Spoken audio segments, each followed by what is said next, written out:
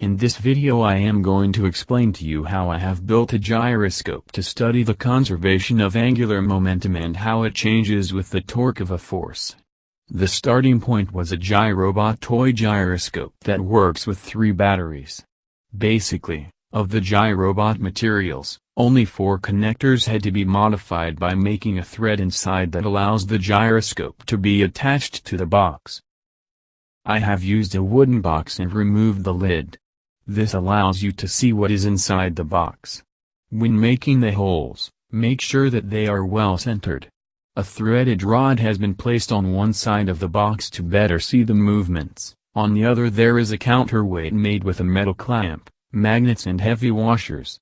The threaded rod allows inserting different weights that will apply different torques to the gyroscope. On the gyro mount there is a ball bearing which allows its rotation around the vertical axis without friction. On the sides of the box the gyroscope is supported by 2 brackets, each with a ball bearing.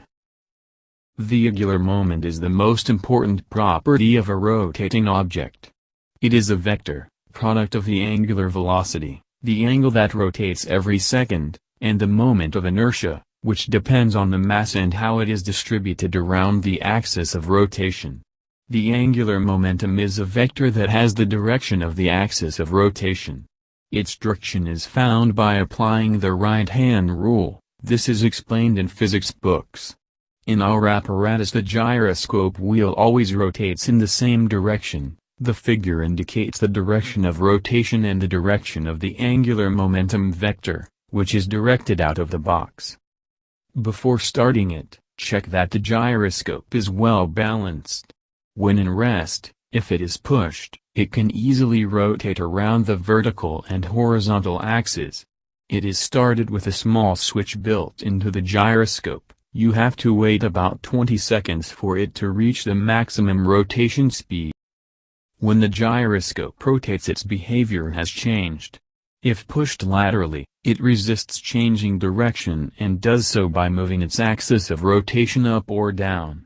Its operation is as follows: if there is no torque of any force, or the torques of all forces are compensated, the angular momentum is conserved. This implies that the gyroscope keeps the direction of its axis of rotation unchanged. If there is no torque moment, even if the gyro bracket is rotated, it does not change the direction the axis is pointing. When there is a torque of some force, for example when the support is pushed in a horizontal direction, the value of the torque is equal to the product of the distance to the axis, r, times the force, F, and the torque vector has a vertical direction. If there is torque, the angular momentum changes. And the rate of change of the angular momentum is equal to the torque. Since the speed of rotation of the gyroscope is constant, the angular momentum vector changes by varying its direction, so that the axis of the gyroscope rotates up or down, in the direction, not of the force but of its torque. The shaft direction moves up or down, depending on which horizontal direction the force is applied.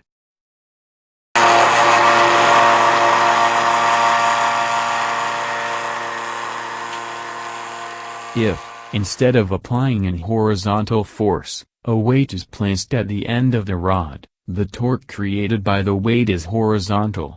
The angular momentum vector will rotate in a horizontal plane, and there will be precession of the gyroscope.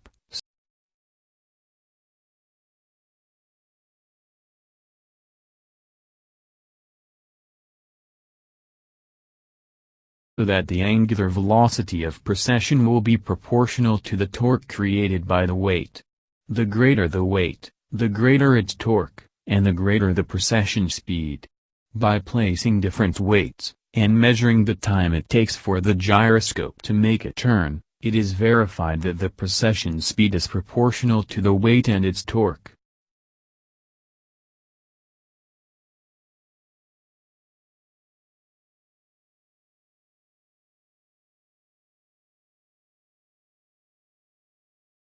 I hope this video has helped you to understand the fascinating behavior of a gyroscope.